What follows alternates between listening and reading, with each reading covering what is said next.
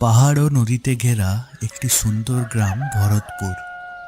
এই গ্রামে অর্জুন নামের এক ব্যক্তি তার স্ত্রী সবিতাকে নিয়ে বাস করত। সবিতার একটি খুবই বড় বদগুণ ছিল। সে ছিল 1 নম্বরের অলস।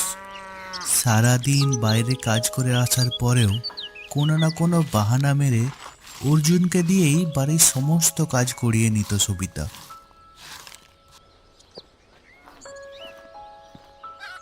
আরে সবিতা, এক গ্লাস জল দিও তো, আজ খুব হাঁপিয়ে গেছি। ওই বাইরে কোণেতেই ঘড়া রাখা আছে, ওখান থেকেই জল নিয়ে নাও।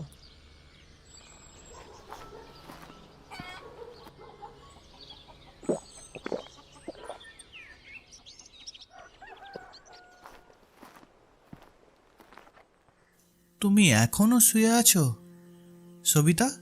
কোনো খাবার বানাওনি? আমার তো প্রচণ্ড খিদে পেয়েছে। আমার শরীর খুব খারাপ, আমি একটুও নড়তে পারছি না। দুর্বলতার জন্য আমার খুব মাথা ঘুরছে। সারা দিন কাজ করে করে আমি তো খুব হাঁপিয়ে যাই।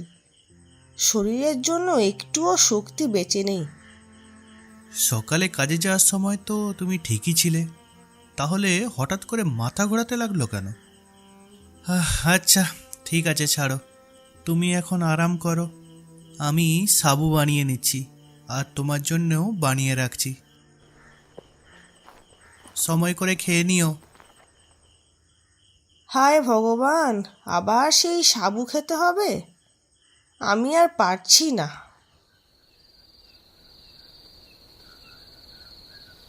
সবিতা, ও সবিতা, তোমার শরীর কেমন আছে এখন? আর বলো না গো, প্রথমে মাথা ঘুরছিল, এখন তো পুরো শরীরে কি যন্ত্রণা। পুরো দিন কাজ করে আমি খুব হাঁপিয়ে গেছি। তারপর খাবারও বানালাম, বাজারও করে আনলাম। হ্যাঁ তো? মানে মানে বলছিলাম কি, সব বাসনপত্রগুলো আমি গিয়ে কলের নিচে রেখে দিচ্ছি। তুমি যদি একটু এগুলো ধুয়ে দিতে, তাহলে আমার একটু সাহায্য হতো আর কি। না গো, এ আমি করতে পারবো না। এখন তো শরীর যন্ত্রণা করছে, এরপর বাসন মাজতে গিয়ে জল লাগলে হয়তো জ্বর জলও আসতে পারে। ঠিক আছে, কি আর করব, আমি সব বাসনগুলো ধুয়ে দিই তাহলে।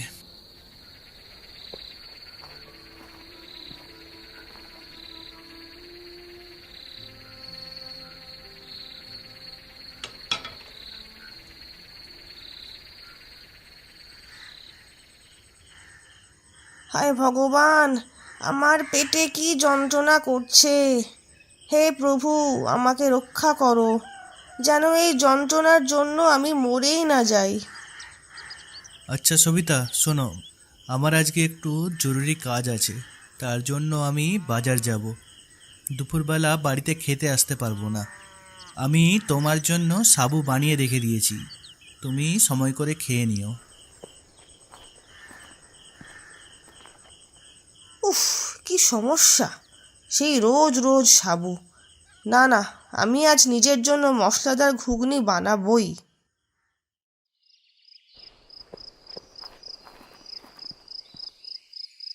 আরে অর্জুন, এই ভর দুপুরে কোথায় যাচ্ছ? আরে মোরল মশাই, নমস্কার নমস্কার। এই একটু বাজার যাচ্ছি, জমিতে সর্ষে লাগাবো তো, তার বীজ কিনতে। এই রোদে গরমে তুমি এখন এত দূর বাজার যাবে সর্ষের বীজ কিনতে? না না, একটা কাজ করো, এমনিতেও আমি তোমার বাড়িতেই যাচ্ছিলাম। আজকে সন্ধেবেলাতে আমার বাড়িতে একটা অনুষ্ঠান আছে। তোমার আর তোমার স্ত্রীর আজকে আমার বাড়িতেই নিমন্ত্রণ রইল। সন্ধেবেলা দুজনে এসো, আর আমার কাছে কিছু ভালো সর্ষের বীজ এসেছে, আমি সেখান থেকেই তোমাকে কিছু দিয়ে দেব। ঠিক আছে মোড়ল মশাই, তাহলে আমি এখন আমার বাড়ি ফিরে যাই। সন্ধেবেলা আপনার বাড়ির অনুষ্ঠানেই আসবো, আর সঙ্গে করে সবিতাকেও নিয়ে আসবো।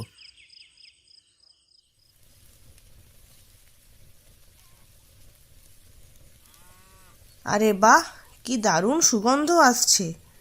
এতদিন পরে একটু সুস্বাদু খাবার খেতে পারবো আমি। ওনাকে তো যখনই বলো তখনই সেই সাবু বানিয়ে খাওয়ান।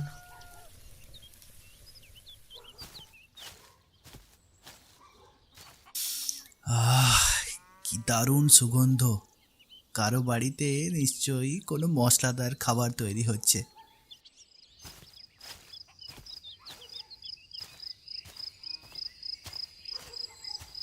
আরে, এই সুগন্ধটা তো আমাদের বাড়ির রান্নাঘর থেকেই আসছে। কিন্তু সবিতার পেটে তো খুব যন্ত্রণা হচ্ছিল। কি ব্যাপার?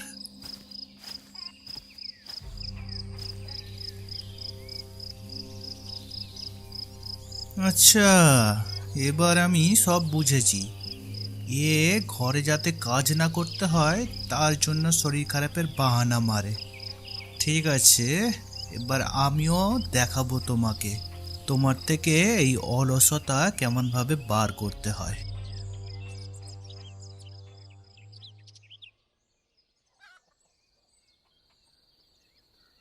আহ, সবিতা, আজকে তো বাজার থেকে ফিরতে অনেক রাত হয়ে গেল।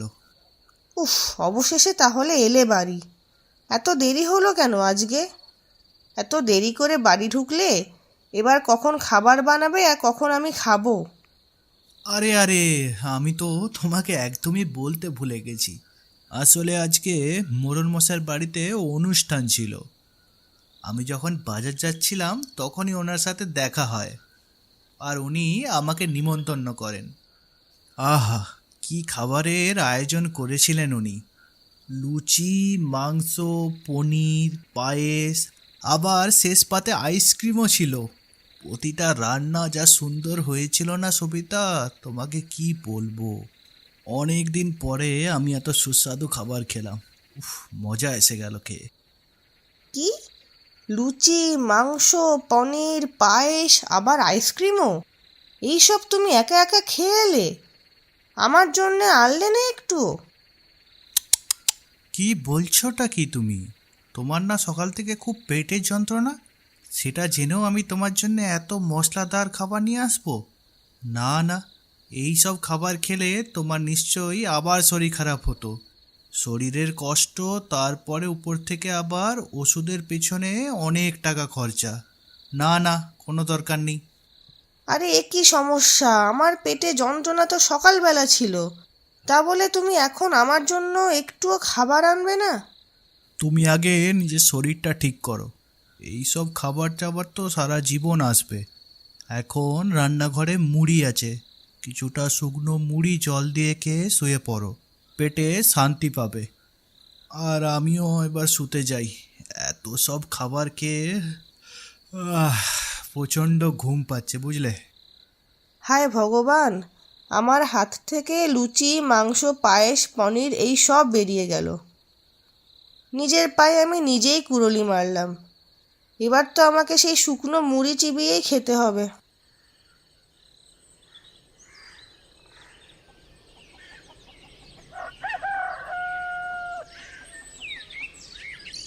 হ্যাঁ গো, কই গো, শুনছো? আমার জন্য একটু চা বানিয়ে দাও। চা? না না না না, এখন থেকে আমরা নিম পাতার শরবত খাবো। এর ফলে আমাদের পেট একদম পরিষ্কার থাকবে, আর সাথে সাথে শরীরও সুস্থ থাকবে। কি কি? নিম পাতার শরবত? না না না, আমি এসব খেতে পারবো না। আরে সবিতা, এ বাচ্চাদের মতো করো না। তোমাকে তো নিম পাতার শরবত খেতেই হবে। এর ফলে তোমার শরীর তাড়াতাড়ি সেরে যাবে। এত কিছু তো আমি তোমার জন্যই করছি, বলো।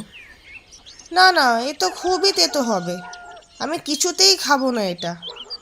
এই সব বাহানা মারলে চলবে না, এটা তোমাকে খেতেই হবে। শরীর সুস্থ রাখতে হবে তো, নাকি? এ নাও, খাও এটা। তাড়াতাড়ি পুরো গ্লাসটা খালি করো। আয় হায় হায় হায়, ছি, কি বিচ্ছিরি স্বাদ! আমার পুরো মুখটাই তেতো হয়ে গেল। এই যে শুনছো, আজকে খাবারের জন্য কি বানাচ্ছো? সেদ্ধ পেঁপে। এখন কিছুদিন তোমাকে এটাই খেতে হবে। হায় ভগবান, না না, এইসব আমি আর খেতে পারছি না। না বললে চলবে না, এসব তোমাকে খেতেই হবে। শরীর আর পেটের ব্যামো ঠিক করার জন্য এর থেকে ভালো খাবার আর দুটো নেই। কিন্তু কিন্তু তুমি কি খাবে? তোমার খাবার কই? আরে আমাদের গ্রামের বাইরে নিমাইদা আছে না, ওনার ছেলের আজকে জন্মদিন, তাই সেখানেই যাব আমি খেতে। তোমার শরীরটা ভালো হলে তোমাকেও নিয়ে যেতাম, কিন্তু কি করা যাবে, আমাকে একলাই যেতে হবে। আমি সিদ্ধ করা পেঁপে খাবো আর উনি সুস্বাদু খাবার খাবেন? না না, এটা আমি কিছুতেই হতে দেব না। আমি নিজের জন্য কোনো সুস্বাদু মশলাদার সবজি বানাবই।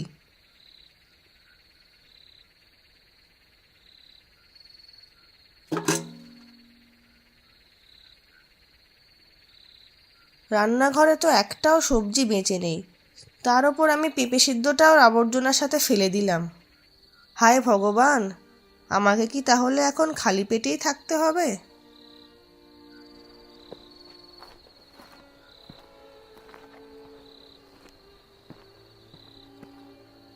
আরে তোমার হাতে ডিবাতে কিসের কি আছে এর ভেতরে? বলো না কি আছে ভেতরে। আরে এটা তো নিমাইদা কিছু খাবার দিয়েছে। আজকে অনুষ্ঠানে অনেক খাবার বেশি হয়েছিল না, তাই আর কি। তুমি আমার কত খেয়াল রাখো, আমার জন্য খাবার নিয়ে এসছো। দাও দাও, আমার খুব খিদে পেয়েছে। আরে না না, তুমি ভুল বুঝছো, এটা তোমার জন্যে না, এটা তো আমি আমার নিজের জন্যই এনেছি। কালকে সকালে কাজ করতে যাওয়ার সময় এটাকে আমি গরম করে নিয়ে যাব। আর তোমার জন্য তো আমি পেঁপে সিদ্ধ করে রেখে গেছিলাম, সেটা কি খাওনি নাকি? তুমি ওটাই খাও, আর কালকে সকালে কাজে বেরোনোর আগে আমি আবার পেঁপে সিদ্ধ করে দেব তোমার দুপুরে খাওয়ার জন্য। হায় ভগবান, আর কতদিন এই শাস্তি পেতে হবে আমায়? আর কদিন এরকম খাবার খেতে হবে? পেঁপে তাও সেদ্ধ করা, আমি যে আর নিতে পারছি না।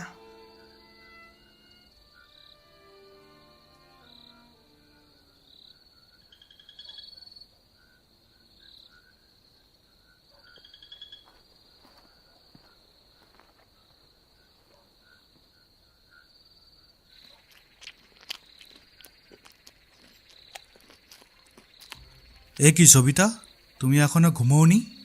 আর এটা কি করছো তুমি? তোমার না পেটের যন্ত্রণা? হ্যাঁ গো, শোনো না, তুমি আমায় ক্ষমা করে দাও। আমার কোনো শরীর খারাপ হয়নি। আমি তোমাকে মিথ্যে কথা বলেছিলাম, যাতে আমাকে বাড়ির কোনো কাজ না করতে হয়, তাই আমি শরীর খারাপের বাহানা দিতাম। এখন আমি আর রোজ রোজ সাবু আর সেদ্ধ পেঁপে খেতে পারছি না। তার মানে তোমাকে কোনো কাজ না করতে হয়, তাই জন্যে মিথ্যে মিথ্যে শরীর খারাপের বাহানা দিতে এতদিন না? আর সারাদিন কাজ করে ফেরার পরও আমাকে দিয়েই ঘরের সমস্ত কাজ করাতে? হ্যাঁ, আমি অনেক বড় পাপ করেছি, আমায় ক্ষমা করে দাও। এখন থেকে তোমাকে ঘরের একটা কাজও করতে হবে না, সব কাজ আমি করব।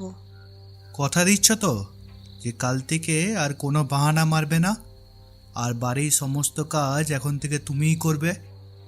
হ্যাঁ, আমি তোমায় কথা দিচ্ছি, আগে থেকে এরকম আর কোনো দিনও হবে না। আমার খুব খিদে পেয়েছে, আমাকে এই খাবারটা খেতে দাও। আচ্ছা ঠিক আছে, খেয়ে নাও খাবারটা। এমনিতেও আমি এটা তোমার জন্যই এনেছিলাম। এ তুমি কি বলছো? সত্যি? তুমি এই খাবারগুলো আমার জন্যই এনেছিলে? হ্যাঁ, কারণ আমি আগে থেকেই জানতাম কি তুমি এতদিন শুধু বাহানা মারতে, যাতে বাড়ির কোনো কাজ না করতে হয়। আমি জানতাম যে তোমার শরীর একদম সুস্থ আছে, কিচ্ছু হয়নি তোমার। কি সত্যি? তুমি সবই জানতে?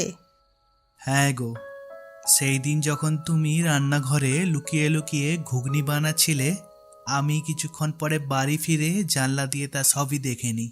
আর সেদিন থেকেই আমি তোমার বাহানার কথা জানতে পারি। তাহলে এই সাবু সেদ্ধ পেঁপে খাওয়ালে কেন আমায়? সে তো আমি তোমাকে শাস্তি দেওয়ার জন্য করেছিলাম, যাতে তুমি নিজের ভুলটা বুঝতে পারো।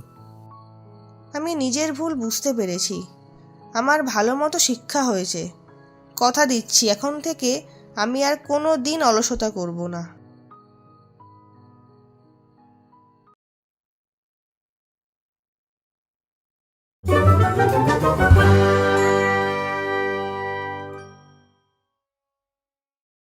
কোনো এক সময়ের ঘটনা এটি। গ্রাম থেকে অনেক দূরে শহরের একটি বড় হোটেলে সৌরভ নামের একজন ব্যক্তি কাজ করতেন। কিন্তু বেশ কিছুদিন ধরেই সেখানে খুব লোকসান চলছিল।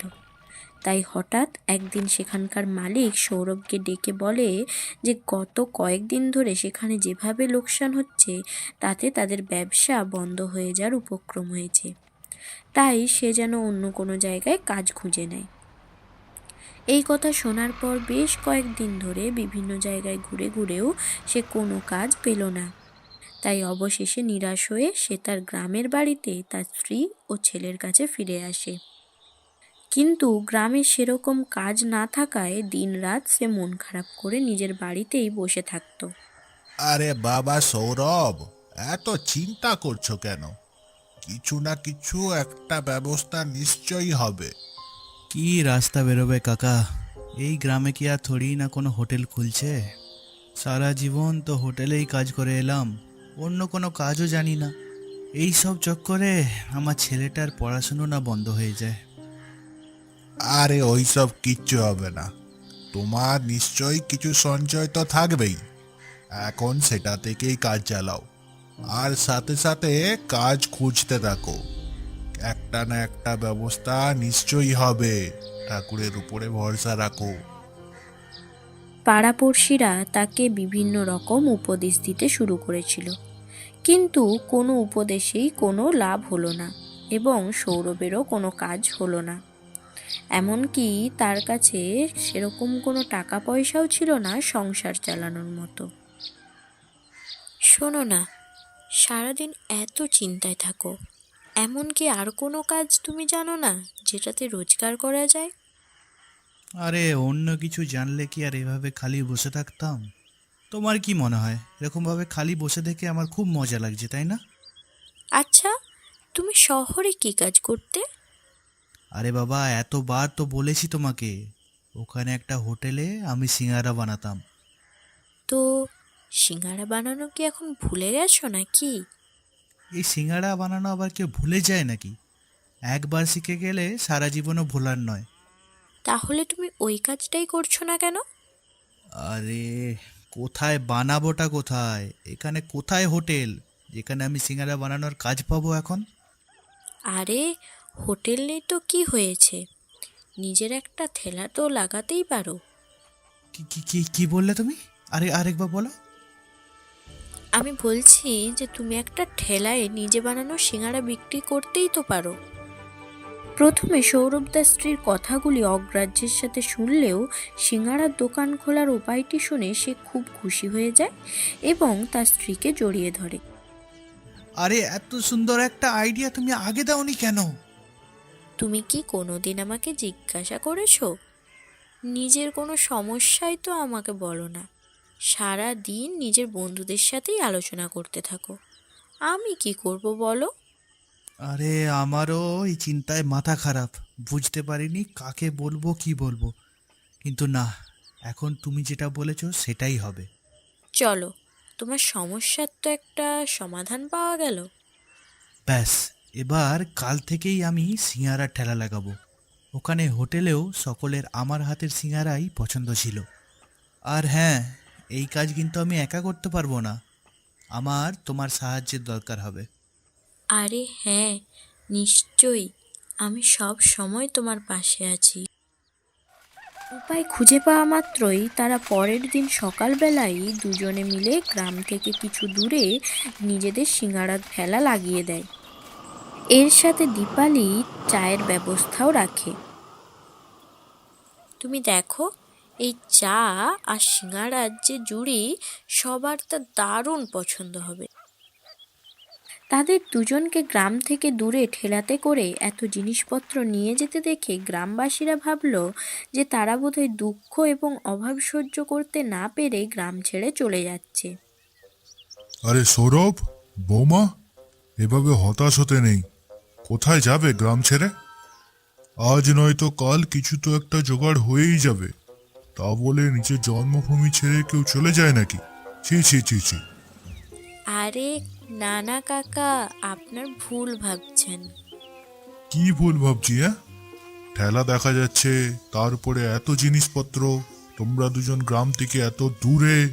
এর থেকে তো স্পষ্ট হয়েই যাচ্ছে যে তোমরা দুঃখে কষ্টে গ্রাম ছেড়ে বেরিয়ে যাচ্ছ। আরে কাকা, শুনুন শুনুন, একটু ভালো করে দেখুন। এই দেখুন কি কি জিনিস আছে এতে। আমাদের সিঙ্গারা ভাজার কড়াই আর চায়ের স্টল। এনার কাছে তো এখন কোনো কাজ নেই, আপনারা তো সবাই জানেন। তাই এখন থেকে ইনি নিজেই সিঙ্গারা বানিয়ে তা বিক্রি করবেন, আর একই ঠেলাতে আমিও চা বিক্রি করব। তাদের সিঙ্গারা এবং চায়ের দোকানের কথা শুনে সবাই খুব খুশি হয়ে গেল। আরে বাহ, এবার তাহলে আমরা গ্রামে বসেই সৌরভের মজাদার সিঙ্গারা খেতে পারবো, কি বলো? আর আমিও সেই রকম একদম সিঙ্গারা বানাবো সেরকম আমি হোটেলে বানাতাম। আপনারা একবার খেলে আর এর স্বাদ কোনোদিনও ভুলতে পারবেন না। আরে চলো ভাই সৌরভ, অনেক কথা হলো, এবার একটু খাওয়াও, দেখি তোমার সিঙ্গারার স্বাদ কেমন। হ্যাঁ হ্যাঁ, আরে আমি তো কখন থেকে বানানোর জন্যই প্রস্তুত, কিন্তু তোমাদেরই তো আর কথার শেষ হয় না। একটু দাঁড়াও, আমি এক্ষুনি গরম গরম সিঙ্গারা ভেজে দিচ্ছি। সৌরভ এবং দীপালি তাড়াতাড়ি চা এবং গরম গরম সিঙাড়া তৈরি করে সবাইকে খেতে দিল। যেহেতু এটি তাদের দোকানের প্রথম দিন ছিল, তাই তারা প্রথম দিন সবাইকে ফ্রিতেই খাওয়ালো। তো সুস্বাদু চা এবং সিঙাড়া খেয়ে সবাই তাদের প্রশংসা শুরু করলো। আরে বাহ সৌরভ, কি টেস্ট! কালকে আমি আমার বউকেও নিয়ে আসবো, এরকম সিঙ্গারা কোনো দিন খাইনি। হ্যাঁ হ্যাঁ, নিশ্চয়ই, কালকে সবাই আবার আসবেন। সৌরভ এবং দীপালি নিজেদের তৈরি খাবারের বিক্রি এবং চাহিদা দেখে খুবই খুশি হয়ে যায়। এবার আমাদের ব্যবসা ভালোই চলবে, দেখো।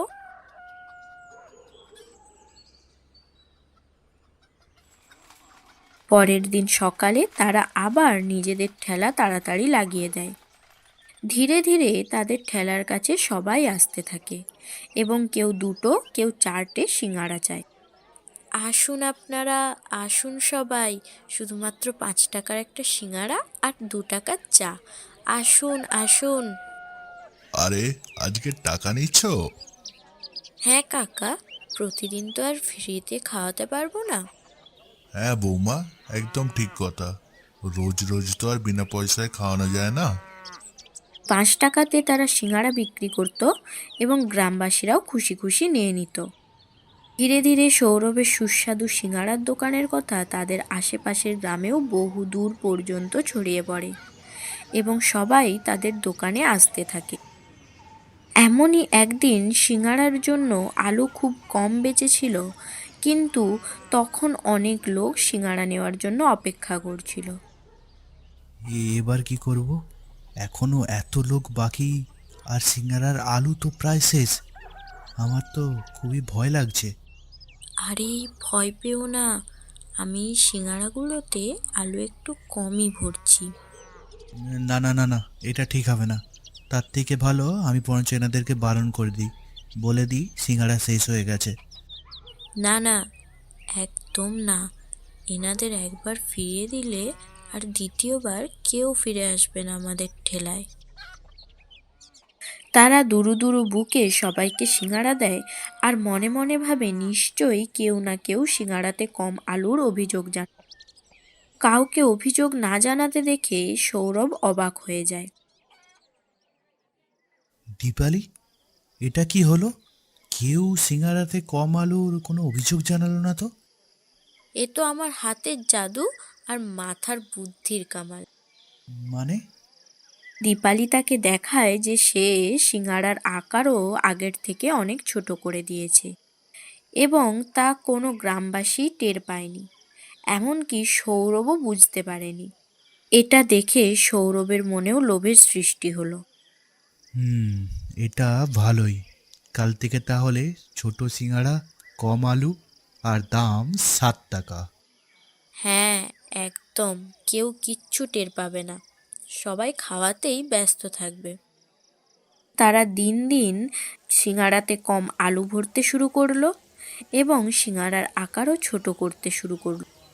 আরে সৌরভ, আজ সিঙ্গারাতে আলু অনেকটাই কম লাগছে। আরে কাকা, আপনারটাতে হয়তো একটু কম আলু এসে গেছে। তাড়াতাড়ি সিঙ্গাড়া বানাতে গেলে একটু এরকম 19-20 হয়েই যায়। হ্যাঁ, সেটাও ঠিক।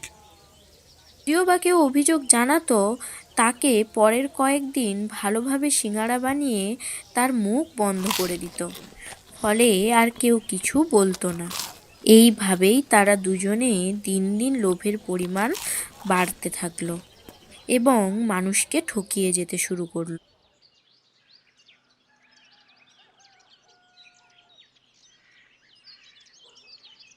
হ্যাঁ গো, শোনো না, আমি ভাবছিলাম আমরা যে লাভটা করছি তার থেকে কিছুটা একটা ভাঁড়ে রেখে দিলে কেমন হয়। ভবিষ্যতে আমরা অনেক ভালো ভালো জায়গায় ঘুরতে যেতে পারবো, লাভের লাভও হবে আর সঙ্গে টাকাও জমা হতে থাকবে। আরে বাহ দীপালি, দারুণ বুদ্ধি তো এটা। লাভের লাভ, আবার টাকাও বাঁচবে, আর গ্রামের কেউ বুঝতেও পারছে না যে আমরা তাদের কিভাবে লুটছি। কাল থেকে আমাদের লাভ আরও বেশি হবে। কি করে? এবারে কি করতে চলেছো তুমি? কাল থেকে সিঙ্গারা শুধুমাত্র ময়দার হবে না, তাতে অল্প আটা এবং সুজিও মেশানো থাকবে। আর পুরের জন্য আলু কম আর অন্যান্য জিনিস বেশি থাকবে। আরে কিন্তু কেউ গ্রামবাসীরা বুঝে গেলে?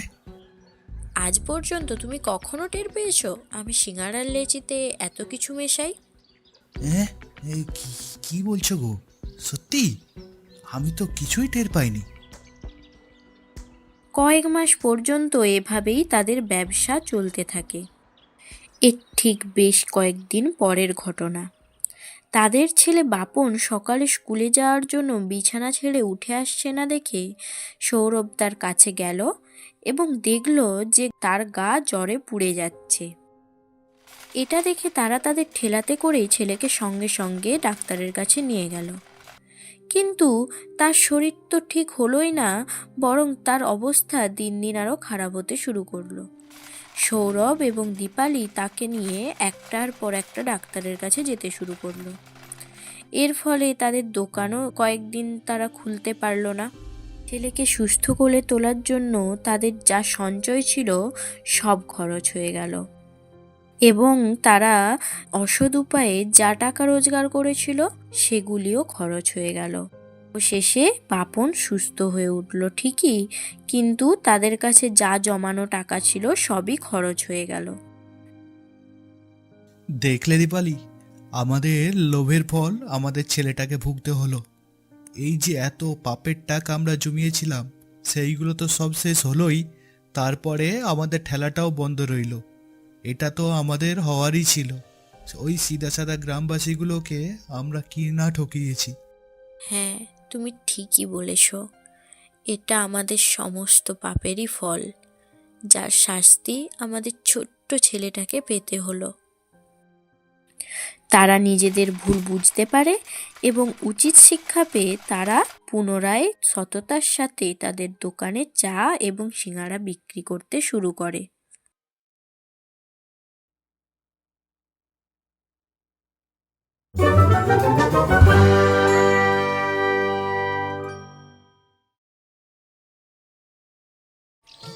কল্যাণনগর নামের এক গ্রামে বিশ্বনাথ নামের একজন বৃদ্ধ ব্যক্তি তার দুই ছেলে জ্যোতি ও সুমিতের সাথে বাস করত। ওই গ্রামেতেই বিশ্বনাথ একটি খুবই বড় ধাবা চালাতো, আর সেখানে সে বিভিন্ন রকমের সুস্বাদু রান্না করে গ্রামবাসীদের এবং আশেপাশের লোকজনকে খাওয়াতো।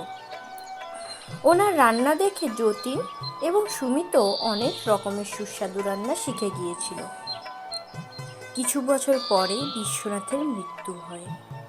তারপর থেকে আজ পর্যন্ত দুই ভাই মিলেই বাবার ধাবাটি চালিয়ে আসছে। আরে বাহ, তোমাদের যতই তারিফ করি তত কম যে। এত রকমের সুস্বাদু খাবার পাওয়া যায় তোমাদের ধাবাতে যে বাড়িতে খেতে আর মনই চায় না। তোমরা দুজনেই একদম বিশ্বনাথ কাকার মতন খাবার বানাও। এটি দেখে আমার সত্যি খুবই খুশি হয়। ধন্যবাদ দাদা। যতীন এবং সুমিত একসাথে সব কাজ করলেও মনে মনে সুমিত তার বাবার পুরো ব্যবসাটি একাই দখল করতে চায়। কিন্তু অপরদিকে যতীন ছিল একদম সাদাসিধে। সুমিত সবসময় এই চিন্তাতেই থাকতো যে সে কিভাবে তার ভাইকে সমস্ত সম্পত্তি থেকে বঞ্চিত করতে পারে। আর কতদিন যে এই ধাবা বাড়ি সব কিছু ভাগ করে চলতে হবে কি জানি। না না না, খুব তাড়াতাড়ি কিছু না কিছু একটা আমাকে করতেই হবে, যাতে এই ধাবা আর বাকি সমস্ত সম্পত্তি শুধুমাত্র আমার হয়ে যায়। কিন্তু কি করা যায়, কিভাবে এই সমস্ত কিছু সম্ভব হবে? সুমিত এবার তার ভাইকে সরানোর জন্য নিজের কুবুদ্ধির ব্যবহার করতে শুরু করলো। তারপর একদিন যতীনের বানানো খাবারে সে লুকিয়ে লুকিয়ে বিষাক্ত কিছু পাতার গুঁড়ো মিশিয়ে দেয়। সেই খাবার খেয়ে গ্রামের একজন মানুষ খুবই অসুস্থ হয়ে পড়ে। সেই মানুষটির দুরবস্থা দেখে তার স্ত্রী দোকানে এসে যতীনকে খুবই অপমান করে। তোর জন্যই আমার স্বামীর এই অবস্থা হয়েছে, তোকে আমি কিছুতেই ছাড়বো না। এখান থেকে খেয়ে যাওয়ার পর থেকে উনি আর কিছুতেই বিছানা থেকে উঠতে পারছেন না। কিন্তু দিদি, আমার তো সত্যিই কোনো দোষ নেই। আমি তো ঠিকই খাবার বানিয়েছিলাম। তারপর আমি এমনিতেও খাবার পরিবেশনের আগে অনেকবার ভালো করে দেখে তারপরে পরিবেশন করি।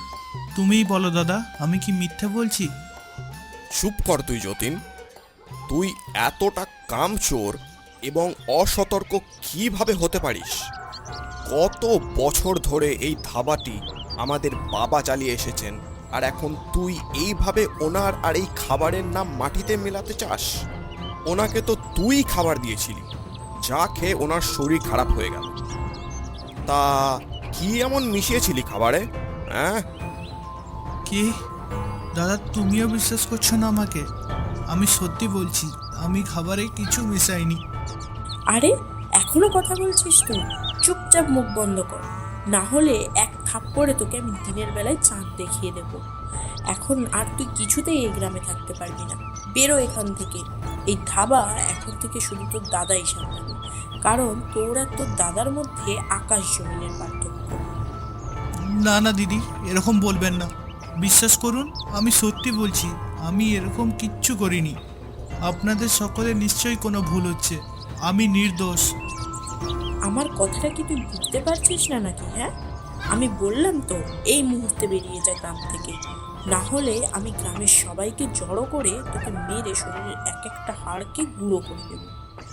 অনিচ্ছা থাকা সত্ত্বেও যতীনকে তার গ্রাম ছেড়ে চলে আসতে হয়। তারপর সে অন্য একটি গ্রামে গিয়ে বেশ কষ্টের সাথে বাস করতে থাকে। আর অপরদিকে বিশ্বনাথের সমস্ত কিছু এখন সুমিতের হয়ে গিয়েছিল। বেচারা যতীন, আমার ছোট্ট ভাই। এখন থেকে এই ধাবাটি আমি একা চালাবো, আর টাকা, তারিফ এবং সমস্ত কিছু শুধুমাত্র আমার হবে। আর আমাকে কোনো কিছু কারোর সাথে ভাগ করে খেতে হবে না। এত বড় সম্পত্তির একা মালিক হয়ে তার খুশির আর অন্ত ছিল না। কিন্তু অন্যদিকে যতীনের দৈনন্দিন খরচ চালানো এখন কঠিন হয়ে উঠেছিল। বিভিন্ন জায়গাতে ঘুরে ঘুরে সে কাজের সন্ধান করছিল, কিন্তু কোনো সফলতাই পাচ্ছিল না। হে ভগবান, এবার আমি কি করব? ঘর থেকে যা টাকা নিয়ে এসেছিলাম তা তো প্রায় সবই শেষের মুখে। কিভাবে এবার আমি খরচা চালাবো? কোথাও চাকরিও পাচ্ছি না। যতীন খুবই অসহায় বোধ করে, তবুও সে চুপচাপ বসে নিজের ভাগ্যকে মেনে নেয়নি। এখন সে আরও উদ্যোগের সাথে নতুন কাজ খোঁজার চেষ্টা করতে থাকে, এবং সৌভাগ্যক্রমে কিছুদিন পরে সে একটি ফ্যাক্টরিতে কাজ পেয়েও যায়। ভগবান, তোমাকে লাখ লাখ প্রণাম। আমার সাথে ভালো হয়েছিল কি খারাপ সেই সব নিয়ে আমি আর ভাববো না। ওটা আমার অতীত ছিল। এখন আমি শুধুমাত্র ভবিষ্যৎ নিয়েই ভাববো। খুব পরিশ্রম করব আর মাথা উঁচু করে বাঁচব। তোমার কৃপাদৃষ্টি আমার উপরে রেখো ভগবান। যতীন এখন মন দিয়ে ওই ফ্যাক্টরিতে কাজ করতে থাকে এবং মাস শেষে সে ঠিকঠাক উপার্জন করত। আর গ্রামে সুমিত ধাবাটিকে এখন একাই চালাতো, কিন্তু তার বানানো খাবারে স্বাদ আর আগের মতো ছিল না, যেটা যতীনের বানানো খাবারে থাকতো। এই জন্য প্রতিনিয়তই গ্রাহকরা তাকে এ বিষয়ে বলে যেত। সুমিত, কিছু মনে করো না, আমি তোমাকে একটা কথা বলি। তোমার হাতের রান্না থেকে যতীনের হাতের রান্না অনেক ভালো ছিল, কিন্তু আমি মানছি যে ও একটা ছোট ভুল করে ফেলেছিল, আর তার জন্য তাকে গ্রাম থেকেও বের করে দেওয়া হয়। কিন্তু ও সত্যিকারে একজন খুবই ভালো মানুষ ছিল, আর তার রান্নাও অসাধারণ ছিল। ওর হাতের রান্নার একটা আলাদাই ব্যাপার ছিল, জানো, যেটা এখন আর খাবারে পাওয়া যায় না।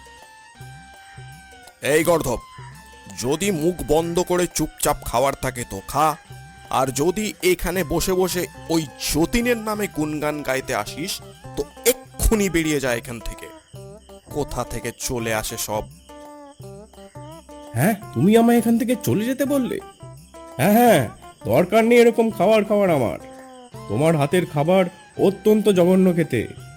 এই গলে যাওয়া ভাত আর এই কাঁচা ডাল তুমি তোমার কাছেই রাখো, আর কোনোদিনও আসবো না কিন্তু আমি এই ধাবাতে, এইটা জেনে রেখো। ওই গ্রাহকটি খাবারের থালা সেখানে ফেলেই চলে যায়, আর এটি দেখে সুমিতের খুব রাগ ধরে। যত সব, কি জানি এমন কি মেশাতো ওই হতভাগা যতীন খাবারে যে ও চলে যাওয়ার পরও সবাই ওর বানানো খাবারেরই গুনগান গাইতে থাকে। এইভাবে দেখছি চলবে না, আমাকে আরো যত্ন নিয়ে খাবার বানাতে হবে, যাতে সবাই ওই যতীনের কথা ভুলে শুধুমাত্র আমার খাবারের তারিফ করে। যদি ওই ফ্যাক্টরিতে বেশ কিছু মাস কাজ করে একটি ভালো সঞ্চয় করে ফেলে, এবং সেই টাকা দিয়েই সে নিজের একটি ছোট্ট ধাবা খোলে। এতদিন এত কিছু কাজ করাই এই জন্যে, যাতে আমি ধীরে ধীরে পয়সা উপার্জন করে নিজের একটা ছোট্ট হোটেল খুলতে পারি। বাবা, তুমি আমাকে আশীর্বাদ করো।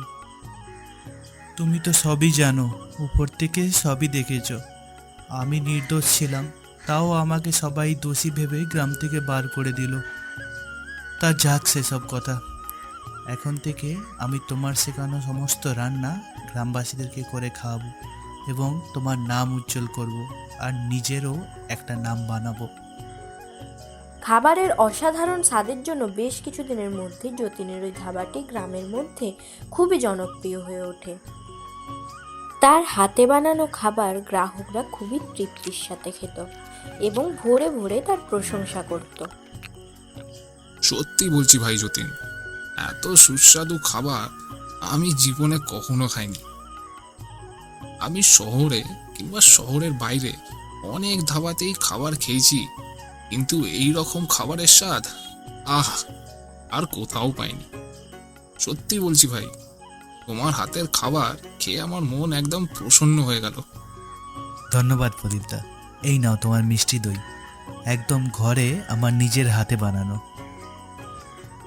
বাহ ভাই, আমার তো মনে হয় তোমার হাতে সাক্ষাৎ মা অন্নপূর্ণার বাস আছে, তাই তুমি এত রকমের এত সুস্বাদু খাবার বানাতে পারো। ঠিক বলেছে প্রদীপদা, আমারও তাই মনে হয়। সবই দেবীর আশীর্বাদ। বাইরের গ্রামেতেও যতীনের ধাবার কথা খুবই প্রসিদ্ধ হয়ে ওঠে, আর এখন তার ধাবাতে সারা দিন গ্রাহকের ভিড় লেগে থাকে। একদিন ঘটনাক্রমে সুমিত কিছু জিনিস কেনার জন্য ওই গ্রামে এলো, এবং গ্রামে পা রাখার সাথে সাথে সে যতীনের এই অসাধারণ ধাবার কথা সবার কাছে শুনতে পেল।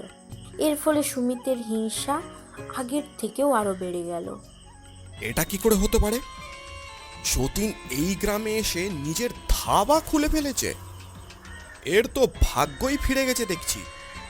আর ওইদিকে আমি ওকে ধোঁকা দিয়ে ধাবা থেকে সরালাম, আর আমার ধাবাই এখন লোকসানে চলছে।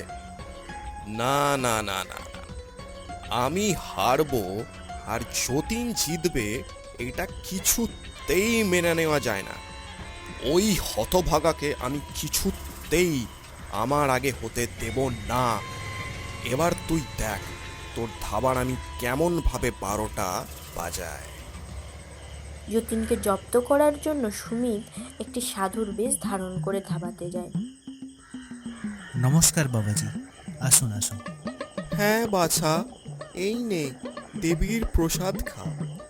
পুরো প্রসাদটা নিজে একাই খাবি, তাহলে দেখবি দেবীর আশীর্বাদ তোর সাথে সারা জীবন থাকবে। আপনাকে অসংখ্য ধন্যবাদ বাবা।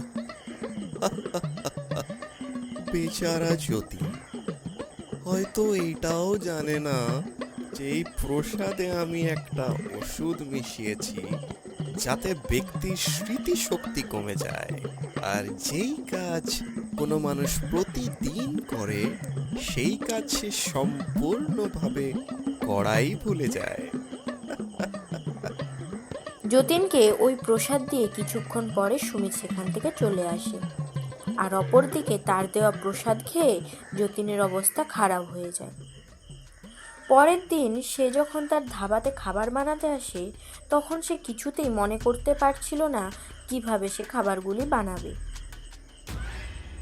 এ কি হচ্ছে আমার সাথে? আমি কিছু মনে করতে পারছি না কেন? মাথাটাও যন্ত্রণায় ফেটে যাচ্ছে। কোনো খাবার কি করে বানাবো আমি তো কিছুই মনে করতে পারছি না। এ কি হচ্ছে আমার সাথে? আহ আহ আহ যতীন ধীরে ধীরে সমস্ত কিছু বুনতে শুরু করে এবং সে একদম হতাশ হয়ে পড়ে। তার মনে হতে থাকে এই রকম জীবন বাঁচার থেকে তার মরে যাওয়াটাই ভালো। তাই সে গ্রামেরই একটি পুকুরে গিয়ে ঝাঁপ দিয়ে নিজের জীবন দিতে চায়। কিন্তু তখনই একজন সত্যিকারের সাধু এসে তার সামনে দাঁড়ায় এবং সে যতীনকে বলে, দাঁড়াও। আপনি কে? আর হঠাৎ করে এখানে কি করে এলেন? আমি একজন সাধারণ সাধু বাবা, কিন্তু তুমি যা করতে চলেছ তা অত্যন্ত ভুল, আর আমি সেটা কিছুতেই হতে দিতে পারি না। আমি জানি তুমি খুবই ভালো মনের মানুষ, আর এই দুনিয়ায় তোমার মতো মানুষেরই বেশি দরকার। তাই তুমি কিছুতেই এত তাড়াতাড়ি মরতে পারো না। কিন্তু সাধু বাবা, আপনিই বলুন কি করব আমি এখন? বেঁচে কি লাভ আমার? বাবার শেখানো সব কটা রান্না, এমনকি নিজের চেনা মানুষগুলোকেও মনে করতে পারছি না আমি আর। জীবনে রান্না ছাড়া আর কিছুই শিখিনি, এখন তো সেটাও ভুলে গেলাম। কি করব আমি আর বেঁচে? তোমাকে আর চিন্তা করতে হবে না। এই নাও, এটি একটি জাদুই মশলা। তুমি যখনই কোনো খাবার বানাবে তার উপরে অল্প করে ছড়িয়ে দিও এই মশলাটি, তাহলেই তার স্বাদ একদম অতুলনীয় হবে। আর এর সাথে সাথে আমি তোমাকে আশীর্বাদও করছি, তুমি এখন থেকে মানুষের আসল রূপ দেখতে পাবে। কেউ আর তোমাকে ঠকাতে পারবে না। তোমার হারিয়ে যাওয়া স্মৃতিশক্তিও ফেরত চলে আসবে। কি সত্যি? যাও, এখন নিজের গ্রামে ফিরে যাও। ওই গ্রামের সাদাসিধে গরিব মানুষের তোমাকে খুবই দরকার। যাও, বড় হও, আমার আশীর্বাদ তোমার সাথে রইল। সাধুর আশীর্বাদে সে তার সমস্ত স্মৃতি ফিরে পেয়ে যায়। এরপর সে ধাবাতে এসে সাধুর দেওয়া মশলা দিয়ে নিজের খাবার বানাতে থাকে। ফলে তার খাবারের স্বাদ আগের থেকেও আরও অনেক বেশি বেড়ে যায় এবং ধীরে ধীরে তার ধাবাতে খদ্দেরের ভিড়ও বাড়তে থাকে। এই ঘটনাটির কথা সুমিতের কানে যেতেই সে আবার যতীনের কাজে বাধা দেওয়ার জন্য আসে। কিন্তু সাধুর দেওয়া আশীর্বাদের জন্য যতীন আর তার দাদার ফাঁদে পা দেয় না। দাদা, তোমার থেকে আমি এটা কোনোদিনও আশা করিনি। আমি এখন সব জানতে পেরেছি। এখনো পর্যন্ত আমার জীবনে যত বাধা বিপত্তি এসেছে সব তোমার জন্যে, সব তোমার চালাকি।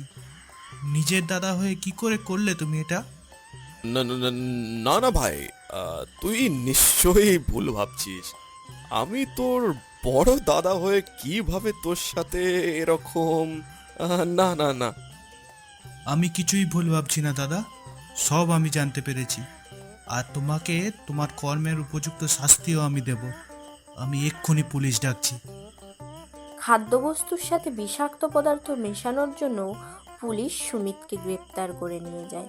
এরপর যতীন বিনা কোনো বাধায় নিজের ধাবাতে সুস্বাদু খাবার বানাতে থাকে এবং অনেক টাকা উপার্জন করতে থাকে।